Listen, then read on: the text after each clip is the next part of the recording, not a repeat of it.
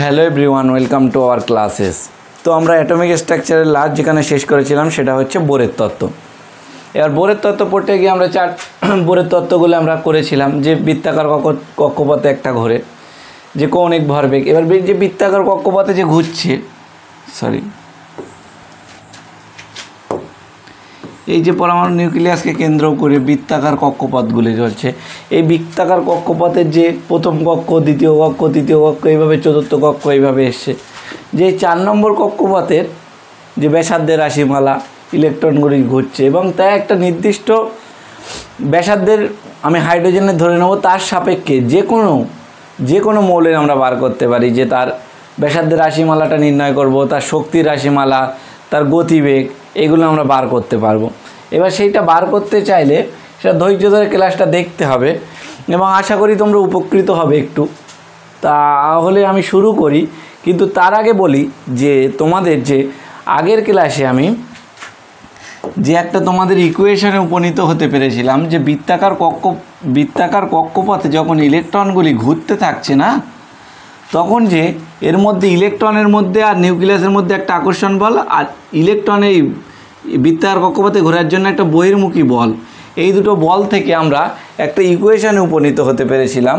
সেই ইকুয়েশনটা আমি লিখব, সেখান থেকেই আমার এই ইকুয়েশনটা আসবে।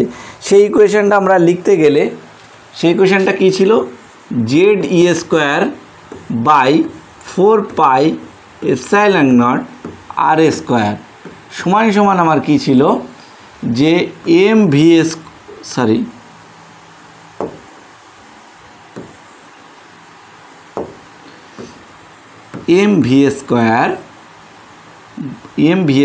By R। এটা একটা ইকুয়েশানে ছিল। এটা আমরা কোথা থেকে পেয়েছিলাম? এটা আমরা পেয়েছিলাম রাদারফোর্ডের মডেল থেকে।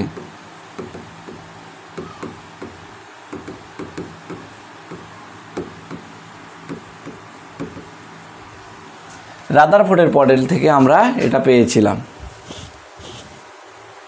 এইবার আমরা আর একটা ইকুয়েশনে আমরা বোরের তত্ত্ব থেকে পেয়েছিলাম, যে যদি কৌণিক ভরবেগ, ইলেকট্রনগুলি বৃত্তাকার কক্ষপথে ঘুরতে ঘুরতে তার কৌণিক ভরবেগ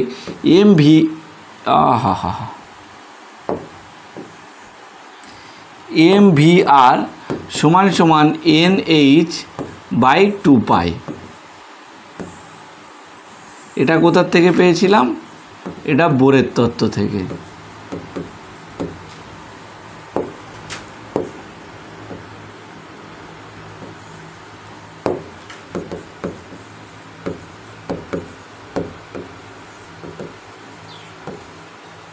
বোরের তত্ত্ব থেকে। এবার তাহলে আমাকে এই ইকুয়েশনটাকে আমি যদি স্কোয়ার করে দিই, তাহলে কোথায় আসবে? দাঁড়াবে m² v² r² সমান n² h² বাই 2π, 2 এর স্কোয়ার হচ্ছে 4 π²। তাহলে আমি এটাকে 1 নম্বর ইকুয়েশান দেব, এটাকে 1 নম্বর ইকুয়েশান দেব এবং এটাকে আমরা 2 নম্বর ইকুয়েশান দেব। এইবার এই 1 আর 2কে আমরা যদি এক জায়গায় করি, দেখো এইবার 1 নম্বর ইকুয়েশান এবং 2 নম্বর ইকুয়েশানকে যদি আমি এক জায়গায় করি, তাহলে আমি কি পাবো? যে 1 নম্বর ইকুয়েশান থেকে আমি কি পাচ্ছি? 1 নম্বর ইকুয়েশান থেকে যদি আমি v² মানটা বার করি, v² সমান কি হবে একটু করো তোমরা, v² সমান ZE² R by 4πε0 R² m। তাহলে R² আর R কাটা গেল, তাহলে এখান থেকে v² সমান ZE² বাই 4πε0 RM। তাহলে এই একটা ইকুয়েশান আমরা পেলাম। আর এই ইকুয়েশান থেকে আমরা পাচ্ছি যে এখান থেকে যদি v² এর মানটা আমরা বার করি, তাহলে পাবো v² সমান n² h² 4 pi square M square আর স্কোয়ার। তাহলে এই দুটো ইকুয়েশনকে যদি আমরা ইকুয়াল করি,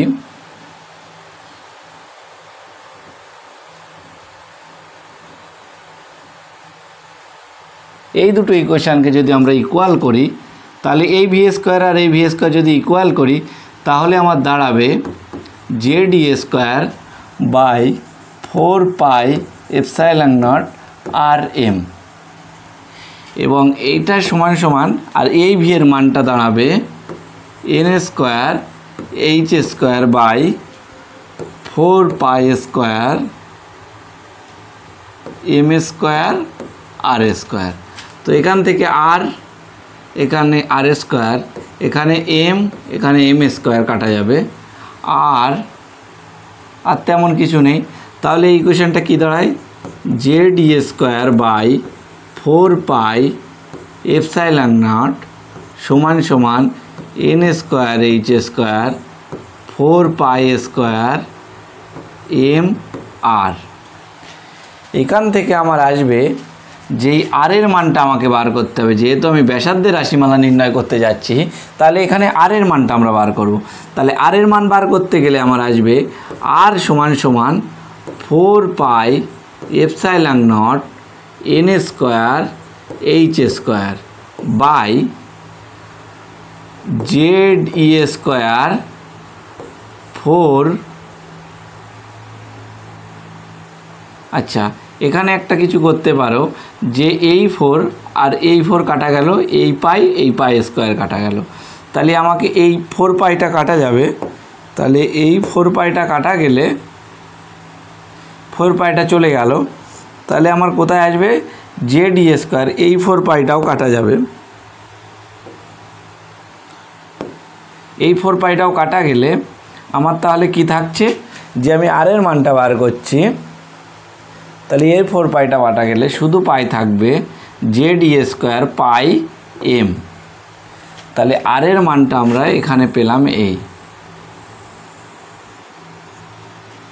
দেখো বুঝতে পারছো কি, দেখো এখানে তাহলে আর এর মানটা কি পেলাম, E0 N square H square Z ই স্কোয়ার পাই এম।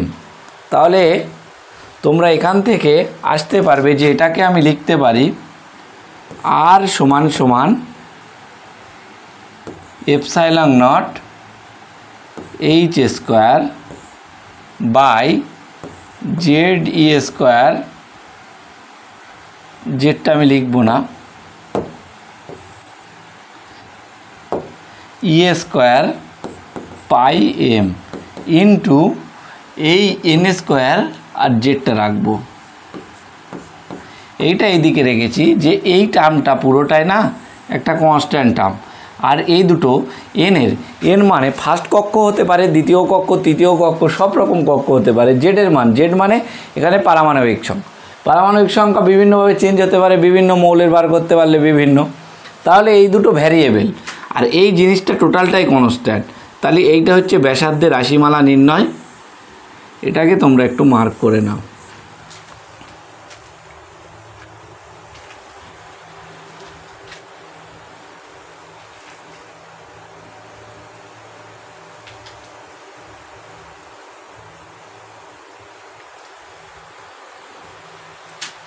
দেখো বোঝা গেল কিনা।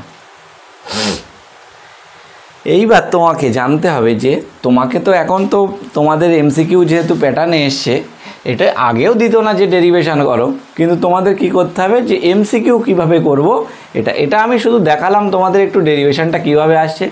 নেক্সট যেগুলো আমি না ডাইরেক্ট ডেরিভেশন না করিয়ে যে শর্টকাটে যে সূত্রটা আসছে সেটাই তোমাদের দেখাবো, কেননা এখন এমসিকিউ প্যাটার্নে তোমাকে এমসিকিউর জন্য অভ্যস্ত হতে হবে, সেই জন্য আমি এমসিকিউ প্যাটার্নটাই দেখাবো। এমসিকিউ প্যাটার্নের ক্ষেত্রে তোমাকে এমনি জেনে রাখতে হবে যে তোমাকে যদি বলে যে হাইড্রোজেনের সাপেক্ষে সব বার করতে হবে, তার সূত্র ছিল যে আর এনতম কক্ষপথে ব্যাসার্ধের রাশিমালা সমান সমান আর 1h ইন্টু এখানে কি এসছে এন স্কোয়ার বাই জেড। তাহলে এইটাই মেনলি তোমাকে মাথায় রাখতে হবে, এন স্কোয়ার বাই জেড। তাহলে আমার যে সূত্রটা পাচ্ছি এখান থেকে,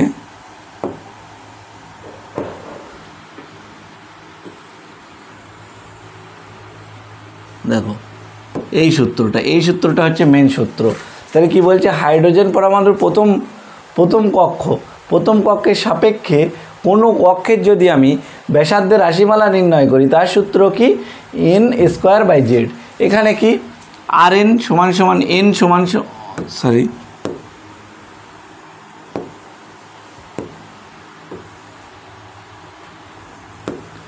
এখানে আর এন সমান সমান এনতম কক্ষ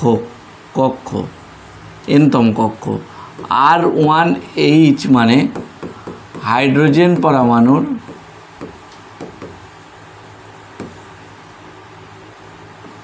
প্রথম কক্ষের ব্যাসার্ধ, আর এখানে জেড মানে পারমাণবিক সংখ্যা।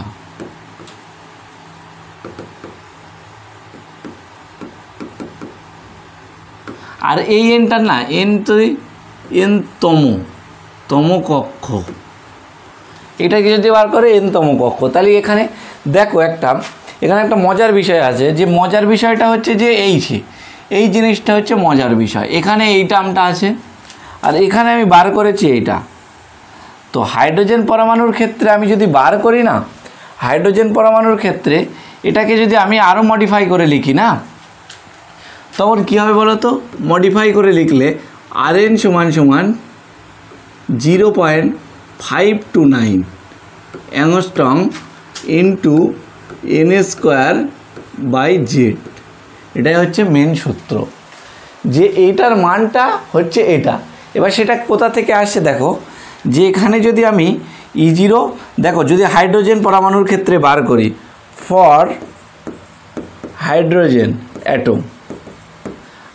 অ্যাটমের যদি ক্ষেত্রে বার করি, এই ইকুয়েশানটা কি হবে, আর সমান সমান, দেখো এইগুলো কনস্ট্যান্ট টার্ম, এগুলো যদি মানটা বসাই, আর এইটার মান কি, তাহলে E0 H square by E square pi M.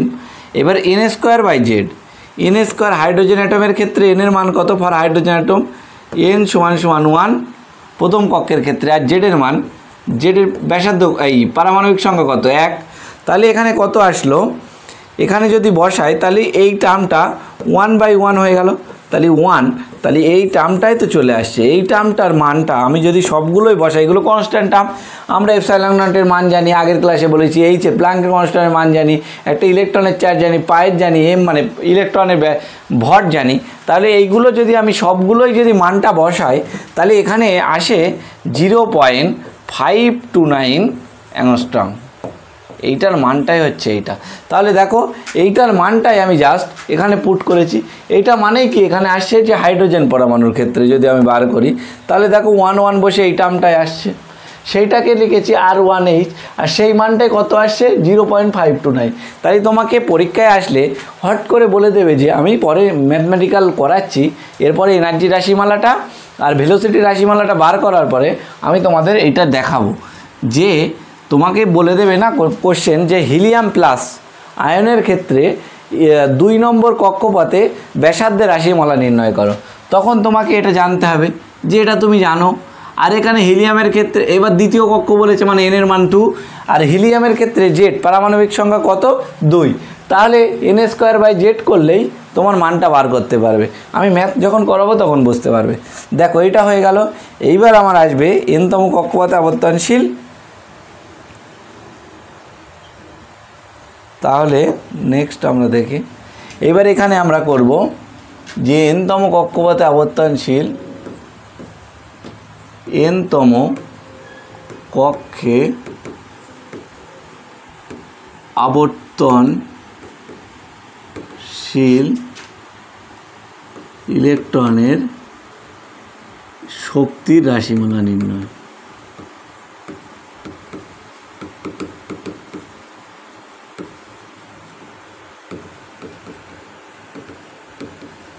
দেখো শক্তির ক্ষেত্রে আর আমরা পুরো ডেরিভেশনটা করব না, কেননা আমি বলেছি যে তোমাদের এখন এমসিকিউ প্যাটার্ন, তো এমসিকিউ প্যাটার্ন করতে গেলে আমাকে অত জানার দরকার নেই ডেরিভেশন। আর যদি করতে চাও একবার বইয়ে দেখে নেবে যে বইয়ে পরপর করা আছে। এখন তো সময় সাপেক্ষ এমসিকিউর বিষয়, সেই জন্য আমি তোমাদের শুধু শর্ট ট্রিক্সটা একটু দেখিয়ে দিচ্ছি। তখন কি করতে হবে, এনতম কক্ষপথে যদি আবর্তনশীল রাশি হল, তাহলে আমরা কি জানি, ই এন সমান ই এনার্জি 1 কার সাপেক্ষে, হাইড্রোজেনের সাপেক্ষে, আগের ক্ষেত্রে একই রকম, ইন্টু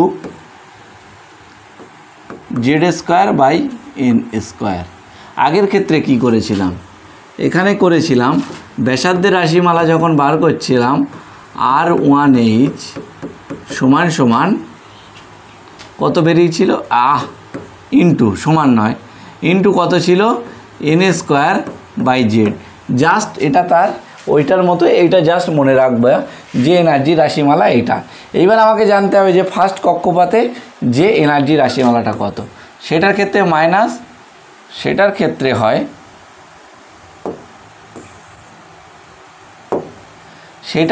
হয় মাইনাস 13.6 ইন্টু Z²/n²। এইবার যে 13.6 আগের ক্ষেত্রে এখানে কত বেরিয়েছিল, এখানে বেরিয়েছিল 0.529, তাই তো, ইন্টু n²/z। ঠিক একই রকমভাবে এখানে এসছে -13.6 Z²/n²। এইবার আমাদের এই যে নেগেটিভ চার্জ, এই নেগেটিভ চার্জটা কি, এই নেগেটিভ চার্জটা আমাদের জানতে হবে। এই নেগেটিভ চার্জটা জানতে গেলে যে কেন নেগেটিভ, এনার্জির ক্ষেত্রে কেন নেগেটিভ চার্জ হচ্ছে, এনার্জির ক্ষেত্রে নেগেটিভ চার্জ হতে গেলে কি হয়, আমরা যে পরমাণুর যে এখানে নিউক্লিয়াস আছে, এইবার যখন আমি অসীম দূরত্বে চলে যাব, ইনফিনিটিতে চলে যাব, তখন নিউক্লিয়াসের যে পজিটিভ চার্জ, এই ইলেকট্রন ধরো ইনফিনিটি দূরত্বে আছে, তো ইনফিনিটি দূরত্বে যদি থাকে তাহলে এই নিউক্লিয়াসের প্রতি যে ধনাত্মক চার্জ এখানে 0, মানে কোনো আকর্ষণ, ইনফিনিটি দূরত্বে চলে গেলে এর মধ্যে আন্তঃমাণবিক আকর্ষণ বল বা কুলম্বীয় বল থাকে ইলেকট্রনের প্রতি নিউক্লিয়াসের। তাহলে এখানে আমি কি বলতে পারবো, এখানে যে বলতে পারবো যে পরমাণু নিউক্লিয়াসটার প্রতি ইলেকট্রনের কোনো ধনাত্মক চার্জের যে আকর্ষণ বলটা নেই। এইবার যখন ইনফিনিটি থেকে যদি ইলেকট্রনটি যদি খুব কাছাকাছি আস্তে আসে, তাহলে আমরা আকর্ষণ বলটা পাবো। আকর্ষণ বলটা যদি পাই তাহলে একটা ধনাত্মক চার্জের পরিমাণ, তাহলে ইনফিনিটি ধনাত্মক মান কত ছিল, 0 ধনাত্মক চার্জের পরিমাণ। এইবার যখন কাছাকাছি আসবে এ থেকে শক্তির বিকিরণ ঘটবে, শক্তির বিকিরণ হলে কি হয়, এনার্জি লস হয়ে যাবে। যত কাছাকাছি আসবে যে ওর প্রতি আকর্ষণ বলটা বাড়বে, আর তার ফলে কি হয়, শক্তির বিকিরণ ঘটে। এবার শক্তির বিকিরণটা ঘটলে কি হয়, যে শক্তি যদি বিকিরণ হয় তাহলে এর চার্জটা নেগেটিভ হয়। তাই মাথায় রাখবা যে এই জন্য একে যখন এনার্জি লেখা হয় সবসময় নেগেটিভ চার্জে লেখা হবে, সবসময় নেগেটিভ চার্জে লেখা হবে, এইটা একটু মাথায় রাখবেন। এইবার আমাদের যে নেগেটিভ চার্জটা আসছে এর ক্ষেত্রে আমার যে ইলেকট্রন ভোল্ট, এটার ক্ষেত্রে ইলেকট্রন ভোল্ট, এবার ইলেকট্রন ভোল্টকে আমি যদি জুলে কনভার্ট করি তখন কি করতে হয়, 1 EV সমান আমরা কি করেছিলাম, 1.6 ইন্টু 10⁻⁻19 জুল। এটা আমরা প্রথম লেকচার কি দ্বিতীয় লেকচারে আমরা এটা শিখেছিলাম।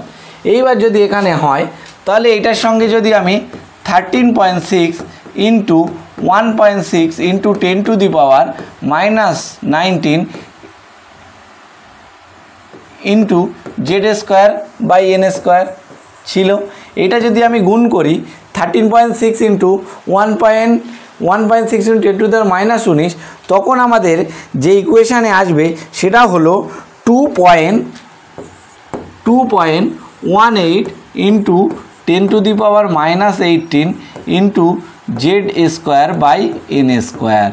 তাহলে আমার মেনলি এনার্জির যে টার্মে 3টে সূত্রে আমরা উপনীত হতে পেরেছি। সেই 3টে সূত্র কি কি, এটা কোন টার্মে, এটা যদি জুলে এনার্জি বার করতে বলে জুলে, এটা যদি ইলেকট্রন ভোল্টে বার করতে বলে ইলেকট্রন ভোল্টে, আর জেনারেল যদি সূত্র কারো সাপেক্ষে বলে তাহলে আমার এইটা, কিংবা এইটা আমরা যদি এই, তাহলে প্রথম কক্ষের এনার্জি এই, তাহলে দ্বিতীয় কক্ষের এনার্জি আরও নেগেটিভ হবে। এইরকমভাবে এই দ্বিতীয় কক্ষের এনার্জি আমাকে বার করতে হবে, কিন্তু সবার ক্ষেত্রে কি এই নেগেটিভ চার্জটা আগে থেকে থাকবে, আর তার কারণ আমি ব্যাখ্যা করেছি। এই তাহলে 3টে হয়ে গেল। এইবার আমাদের আসবে যে 3 নম্বর পয়েন্ট কি,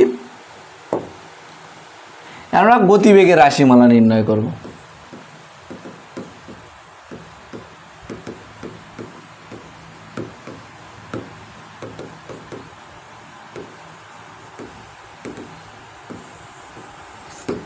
গতিবেগের রাশিমালার ক্ষেত্রে করতে গেলে আমাদের একটাই সূত্র শিখতে হবে, সেটা হচ্ছে ভিএন সমান সমান ভিএন সমান সমান 2πe0 2πε0 by 2πε0 by H into Z by N. এটাই আমাকে মাথায় রাখতে হবে। এটার মানটা আমার না রাখলেও হবে। আমার একটা জেনারেল সূত্র খুব একটা আসে না ভেলোসিটি দিয়ে, তাই আমি বলে দিচ্ছি ভিএন সমান সমান v1h এইচের সাপেক্ষে ঠিক একই রকমভাবে into Z by n. Mainly বিষয়টা আমাকে মনে রাখতে হবে যে তিনটি বিষয়টা হচ্ছে যখন আমরা ব্যাসার্ধের রাশিমালা নির্ণয় করছিলাম rn সমান সমান r1h ইন্টু কী ছিল যে টার্মটা, যেটা ভ্যারিয়েবল যে টার্মটা, সেটা মাথায় রাখতে হবে যে n² জেড ছিল। এইটা আমাদের মেনলি। আর একটা কী ছিল, এনার্জির যখন আমরা রাশিমালা নির্ণয় করেছি তখন কি ছিল, হাইড্রোজেন পরমাণুর সাপেক্ষে প্রথম কক্ষ ইন্টু কী ছিল z² এই ভ্যারিয়েবল, এটাকে মাথায় রাখতে হবে। আর একটার ক্ষেত্রে যদি আমাদের ভেলোসিটি দেয়, ভেলোসিটির ক্ষেত্রে কি হয়, ভিএন এর ক্ষেত্রে v1h into Z by N. তাহলে আমাদের যদি হুট করে কোশ্চেন দেয় যে কার সাথে কি সমানুপাতিক আর ব্যস্তানুপাতিক, তাহলে আমাদের কি হয়, আমরা যদি আর সমানুপাতিক n² by z² n² by Z, এটা আমরা এখানে লিখি। তাহলে এইটা থেকে যদি আমি একটু শর্ট করি,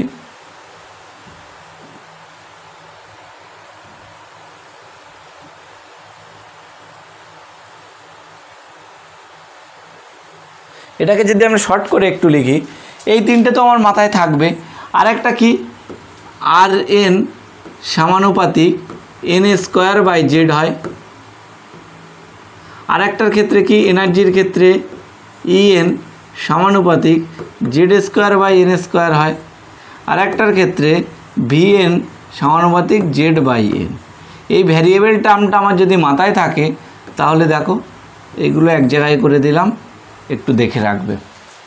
দেখো এইবার আমার মেন যেখানে আসছে যে এটা আমার হয়ে গেল, তাহলে এইটা হয়ে গেলে আমাকে শক্তি রাশিমালা আমি নির্ণয় করলাম। তারপরে আসবে, দেখো আমরা কয়েকটা ম্যাথমেটিক্যাল এখান থেকে ম্যাথ মেনলি আসে, তো আমরা 2-3টে ম্যাথ এখানে করার চেষ্টা করব। যে দেখো এই ম্যাথটা কি বলেছে, এখানে হাইড্রোজেন পরমাণুর ফার্স্ট কক্ষের ব্যাসার্ধ বলেছে যে 0.2529 হলে হিলিয়াম আয়নের ক্ষেত্রে দ্বিতীয় কক্ষের ব্যাসার্ধ কত। তাহলে আমরা কি রুলস জেনেছিলাম, যে সূত্রটা কি জেনেছিলাম, একটু করার চেষ্টা করো নিজেরা। প্রথমে একটু ভাবো, দেখো সবই করানো আছে, ডেরিভেশন করানো আছে, শর্ট ট্রিক্স দেওয়া আছে। তাহলে এখানে কি করেছিলাম, এখানে করেছিলাম বলতে হাইড্রোজেন পরমাণুর ক্ষেত্রে আমি তাহলে প্রথমেই যে এখানে কী চেয়েছে, ব্যাসার্ধের রাশিমালাটা আমরা নির্ণয় করব যে আর এন সমান সমান r1h into n² by Z, এটা রুলস। তাহলে এবার কার ক্ষেত্রে বার করতে বলেছে, যে হিলিয়ামের দ্বিতীয় কক্ষ।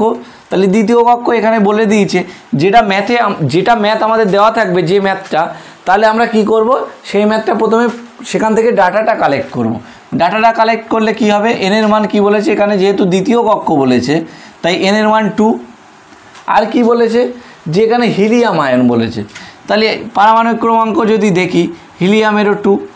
তাহলে এইটা থেকে যদি আমি সূত্রে আসি তাহলে কি আসবো, যে আর এনতম কক্ষপথ যেই বলে দিয়েছে আমি তাহলে N2 করব 2 নম্বর কক্ষপথ। R1H কি বলেছে, ফার্স্ট কক্ষের সাপেক্ষে ব্যাসার্ধটা আমার বলে দিয়েছে, কত বলেছে, তাহলে R1H কত বলে দিয়েছে 0.529। তাহলে আমরা যদি এটাকে বসাই 0.529 ইন্টু এন স্কোয়ারের মানটা আমার কত, যে এন স্কোয়ারের আমার মান এখানে 2, তাহলে 2 এর স্কোয়ার 4 হবে, আর জেডের মানটা 2, তাহলে কাটাকুটি করলে 2, তাহলে 2 যদি আমার 0.529 ইন্টু 2, এটাকে যদি গুণ করি যা অ্যান্সার আসবে সেটাই তো আমার অ্যান্সার। তাহলে বোঝা গেল যে বিষয়টা আমার, এটাকে আমার মেন মাথায় রাখতে হবে। ম্যাথমেটিক্যাল পার্টটা একটুখানি ভেবে চিন্তে করবে, যে এই সূত্রগুলো মাথায় রাখবে আর ডাটাগুলো এক জায়গায় লিখে নেবে, তাহলে ম্যাক্সিমাম ক্ষেত্রে ভুল হওয়ার সম্ভাবনা খুবই কম। তাহলে এর মানটা কতই আসে, এর মানটা যেটা আসবে সেটাই কত আসবে, নয়তো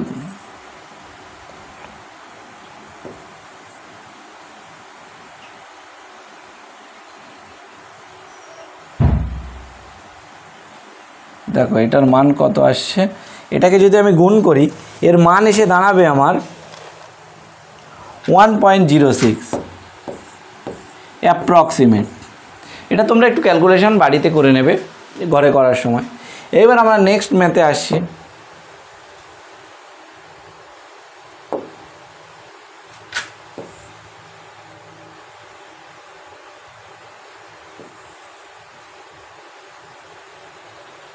দেখো এখানে একটা ম্যাথ বলেছে, এই ম্যাথে কি এসছে দেখো, এই ম্যাথে বলছে যে হাইড্রোজেন পরমাণু দ্বিতীয় কক্ষের শক্তি রাশিমালা বলে দিয়েছে, চতুর্থ কক্ষের শক্তি রাশিমালা। তাহলে হাইড্রোজেন অ্যাটমের ক্ষেত্রে আমি এই করব যে শক্তি রাশিমালা বলেছে, তাহলে আমি কি করব, E2 শক্তি রাশিমালা, দ্বিতীয় কক্ষের শক্তি রাশিমালাটা কি ছিল, সূত্রটা En = E1H হাইড্রোজেন পরমাণুর সাপেক্ষে ইন্টু কার সঙ্গে ব্যস্ত অনুপাতিক ছিল, হাইড্রোজেন পরমাণু বলেছে, তাহলে জেডের মান 1 হবে, তাহলে n square Z square by n square, Z square 1, তাহলে জেড স্কোয়ারের 1 এর স্কোয়ার, আর এন এর মান কত এখানে বলেছে, দ্বিতীয় কক্ষ মানে n স্কোয়ার, 2 এর স্কোয়ার 4, তাহলে এটাকে আমরা লিখতে পারি যে 1, এটাকে আমি লিখলাম 1। আর একটার ক্ষেত্রে কি চতুর্থ কক্ষের ব্যাসার্ধের রাশিমালা, তাহলে E4 এই কক্ষ কি হবে, প্রথম কক্ষের সাপেক্ষে আমি একই রকম বার করব, চতুর্থ কক্ষ যখন বলেছে n এর মান তাহলে 4 ইন্টু 1/4 এর স্কোয়ার, তাহলে 16। এইবার আমাকে বলেছে দ্বিতীয় কক্ষের শক্তি রাশিমালাটা আমার বলে দিয়েছে, তাহলে E2 এর মানটা বলে দিয়েছে, তাহলে E2 সমান আমরা কি জানছি, -328 kilojoule mole inverse. Kilojoule mole inverse আর লিখছি না, যেটা আমরা বেরোবে সেটাই। তাহলে 1 আর 2 থেকে আমরা কি পাই, 1 নম্বর সমীকরণ আর 2 নম্বর সমীকরণ থেকে আমরা পাই E4/E2 সমান E4 এর ক্ষেত্রে কি আসছে, E1H ইন্টু 1/16 বাই E2 এর ক্ষেত্রে কি আসছে, E2 এর ক্ষেত্রে আসছে E1H ইন্টু 1/4। যদি এটাকে আমরা কাটাকুটি করি E4 এর মান আসবে, E4 আর E2 এর মান -328 সমান আমার এটা কেটে গেল। এইবার এটা যদি উপরে তুলে দিই তাহলে 4/16 আসবে। এবার এটা কাটাকুটি করলে E4 এর মান বার হবে আমার, E4 এর মান বার হবে অ্যাপ্রক্সিমেট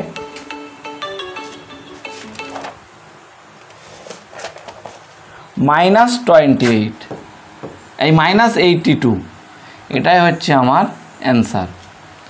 এবার দেখো বিষয়টা টোটাল বোঝা গেল কিনা। বলেছে যে দ্বিতীয় কক্ষের ব্যাসার্ধের রাশিমালা, তাহলে E2 এর মানটা দেওয়া আছে, তাহলে আমি বসালাম, সেখান থেকে E4 এর মানটা আমরা বার করছি। এইবারে আর একটা কোশ্চেন তোমাদের আছে,